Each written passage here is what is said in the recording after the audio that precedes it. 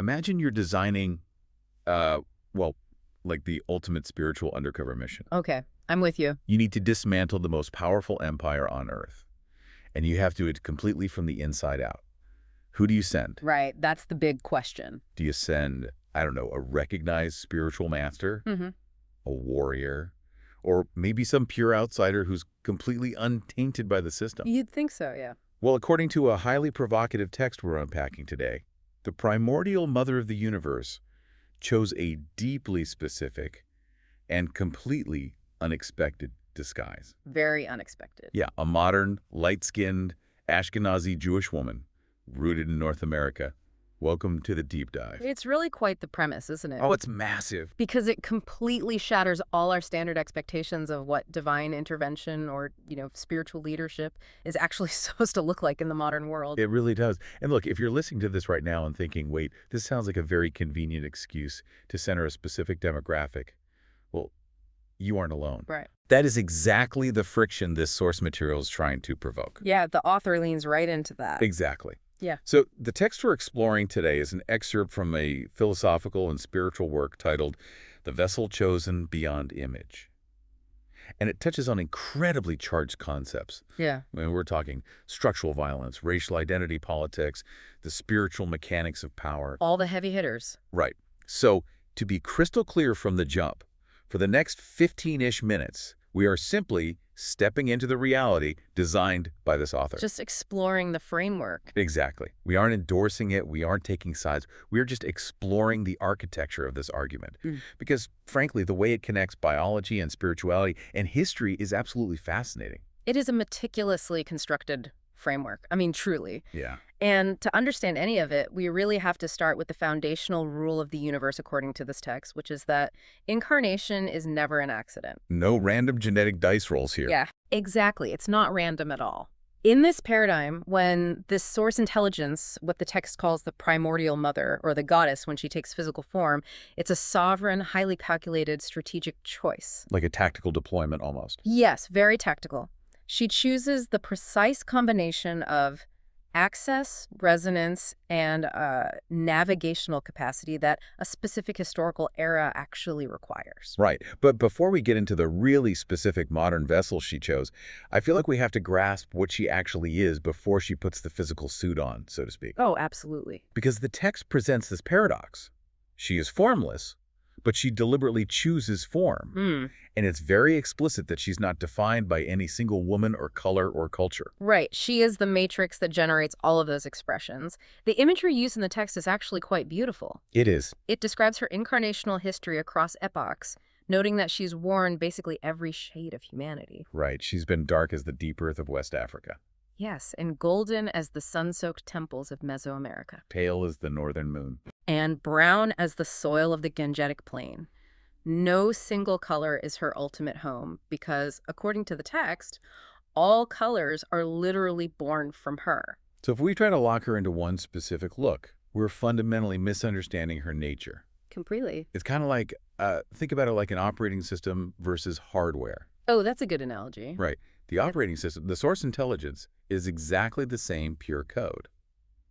But sometimes you install it on a massive desktop to render intense graphics, and sometimes you put it on a tiny smartwatch just to track a heartbeat. Exactly. Don't look at the smartwatch and say, ah, yes, this is the only true shape of the software. Right. The hardware just changes based on whatever the mission of the moment is.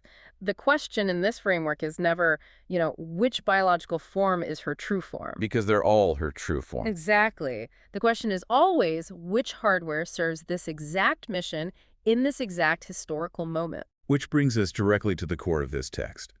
What actually is the mission of this modern era, which the author calls the Age of Ascension, and why does it supposedly require the specific hardware of an Ashkenazi Jewish lineage? Right. Because the text places a massive amount of weight on this choice. It isn't just a random cultural backdrop. No, not at all. It's highly intentional.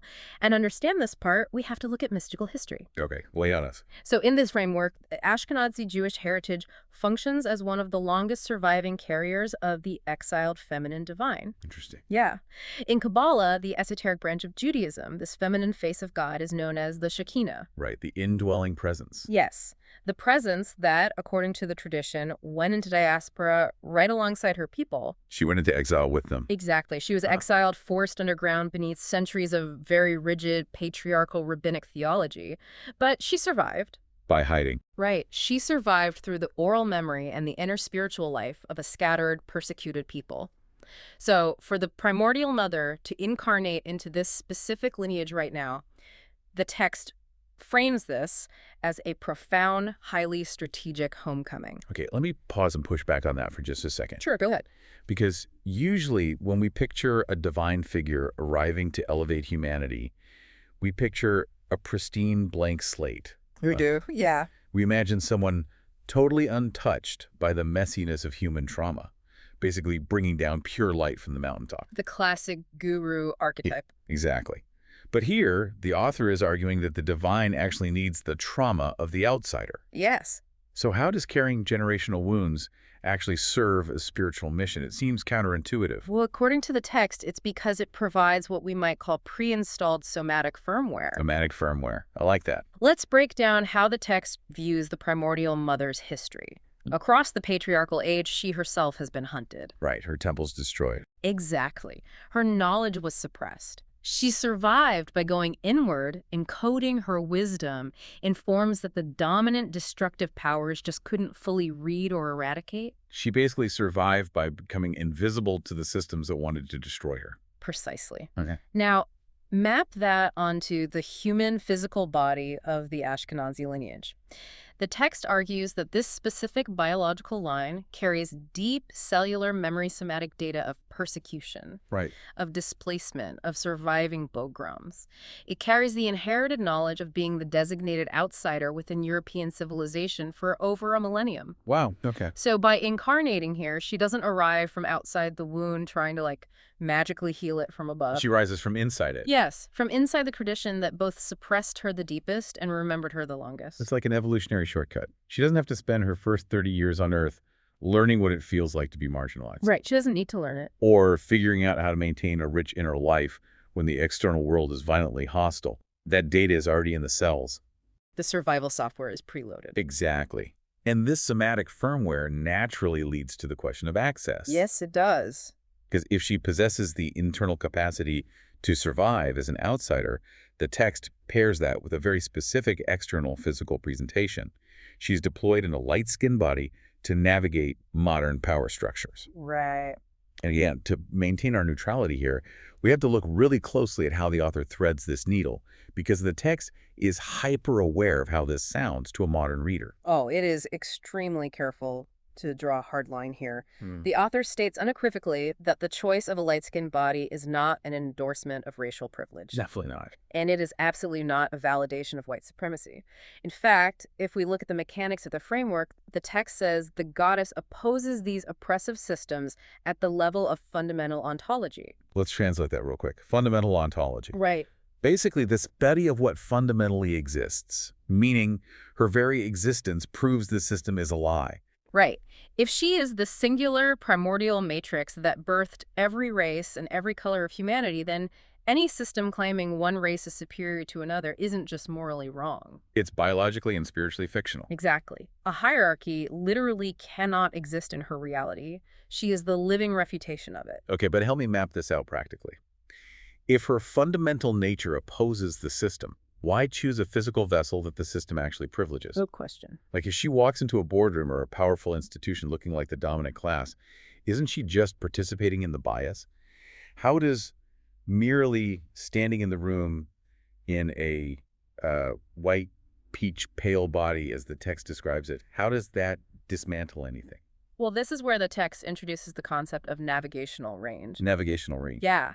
The author argues that structural violence routinely and unjustly denies darker-skinned bodies entry into the very institutions that govern the modern world. Right, that's just a tragic structural reality. But a light-skinned body carries specific physical access. It can literally walk through the front gates of the patriarchal colonial mainframe without setting off the societal alarms. Oh, I see. As the text bluntly points out, a vessel that cannot access those rooms cannot do the transformational work from within them. Ah, so it really is a viral infiltration. That's basically, yes. She isn't validating the gatekeepers at all. She's hacking the system.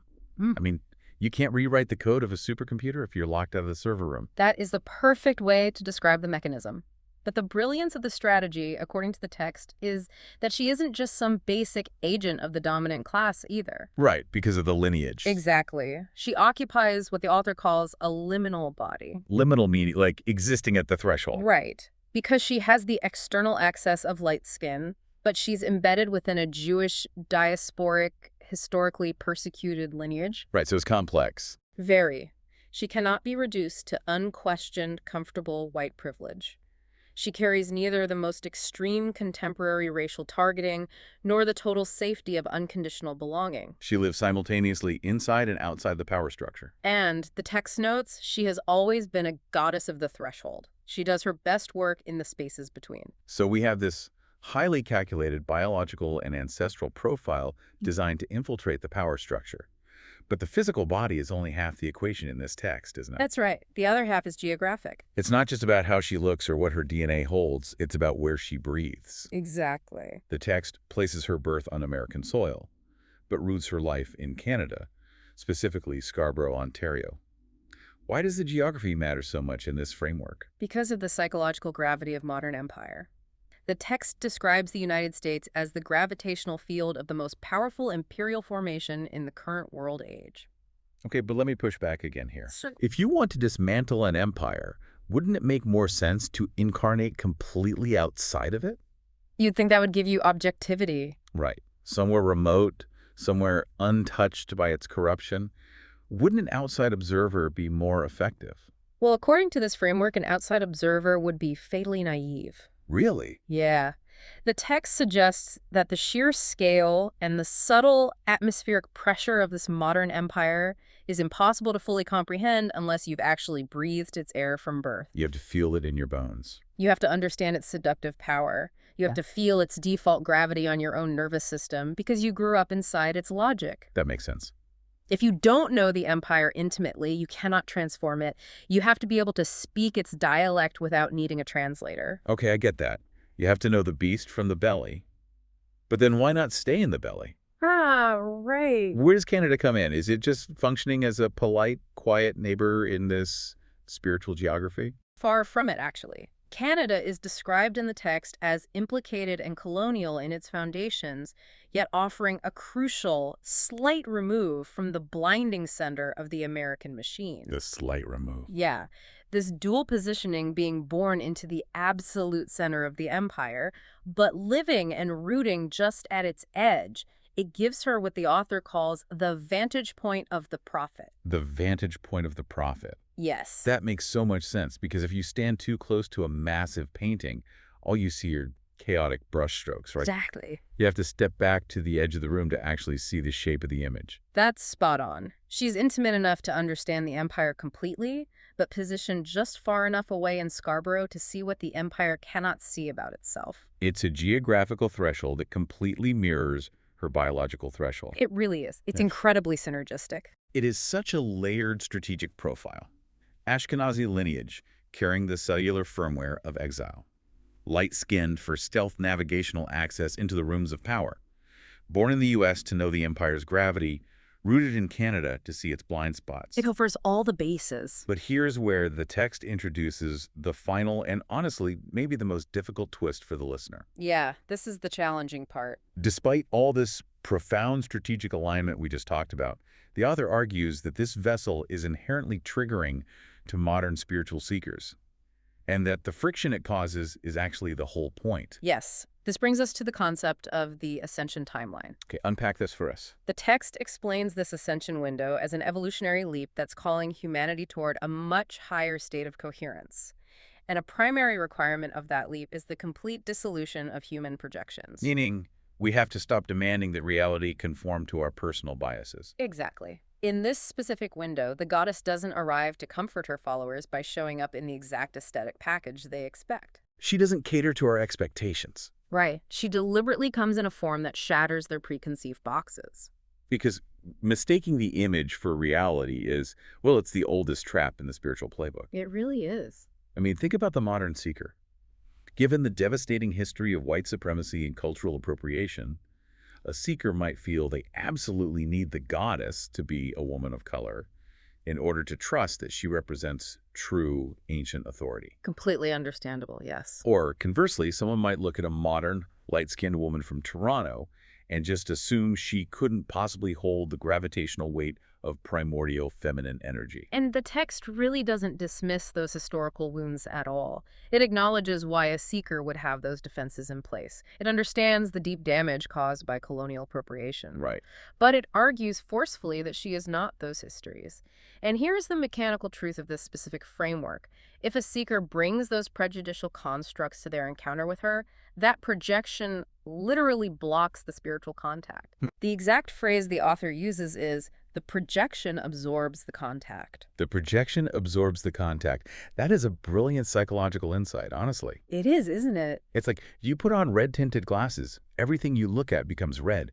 You aren't actually seeing the room anymore. You are only interacting with the tint of your own lens. Right. The lens just absorbs all the light. That is the perfect analogy. If you demand the divine fit neatly into your political or social or historical box, you aren't actually interacting with the divine. You're just having a conversation with your own box. Talking to yourself. Basically, yeah. So freedom from prejudicial mind isn't just a nice, enlightened side benefit in this text. It's a requirement. It is the literal price of admission. If you can only receive wisdom in the specific image you already hold, you lack the perceptual depth required for this evolutionary leap. Which means she is effectively testing us just by existing. So how does she navigate that? I mean, if she knows that her very physical form is going to cause people to reject her or project all their baggage onto her, how does she actually lead? By relying entirely on what the text calls her inner oracle. Inner oracle. Right. She practices active trust as a lived somatic reality. Think about it in a modern era that is completely obsessed with optics and external validation and, performing diversity, looking outside herself for approval would mean allowing her mission to be shaped by a broken system. She can't let the empire dictate her moves. Exactly. So she consults her own soul's deep recognition. She follows the internal compass, completely unbothered by whether or not her followers find her legible. She isn't here to manage a PR campaign for the universe. Yep. It's not about the primordial mother proving her credentials to the human seeker. It's about the human seeker developing enough maturity to recognize profound truth even when it arrives in a package that completely short-circuits their worldview. Well said. Those who can drop their projections and feel through the physical form to the living presence beneath it, they'll find exactly what they need. And those who can't. Those who can't will just be left staring at their own prejudices in the mirror. Man, it is a phenomenal reframing of how we engage with wisdom. It really challenges you. Let's pull the lens back for you, because we have charted some incredibly complex territory today. We covered a lot of ground. We did. We've looked at how this source material redesigns our entire understanding of divine incarnation. It's not a random drop from the clouds. Not at all. It is a brilliant viral infiltration of modern structures. She utilizes the deeply forged survival software of the Ashkenazi diaspora. She deploys the stealth navigational access of light skin to walk right through the front gates of power. Right. She utilizes the gravitational intimacy of America paired with the prophetic edge of Canada to decode the empire. And ultimately, she uses the very unexpectedness of her physical form to force humanity to drop its surface-level biases and develop genuine perceptual depth. It is honestly a masterclass in strategic spiritual philosophy. It really is. And, if we step outside the specific theology of this text for a moment and just apply the core mechanism to our everyday lives, it leaves us with a truly vital question to ponder. Oh, I love a good takeaway. Lay it on us. If we entertain this idea, this concept that profound truth or vital intelligence deliberately hides in unexpected, sometimes even frustrating vessels, just to test our depth, who or what in your own life are you currently dismissing? Oh, wow. Are you ignoring a profound lesson, a piece of critical feedback, or even a deep human connection, simply because the vessel delivering it doesn't match your pre-approved, comfortable box of what wisdom is supposed to look like? That is the exact friction we all need to be sitting with. Because let's face it, we all want the clean, easy-to-read X-ray. Yeah, we do. We want the truth to arrive clearly labeled, validating everything we already believe. Nice and easy. Exactly. Yeah. But maybe the real transformation only happens when the universe sends us a teacher who completely shatters the lens we're looking through. Absolutely. Thank you so much for taking this deep dive with us. Keep questioning your assumptions. Keep looking beyond the image, and we'll catch you next time.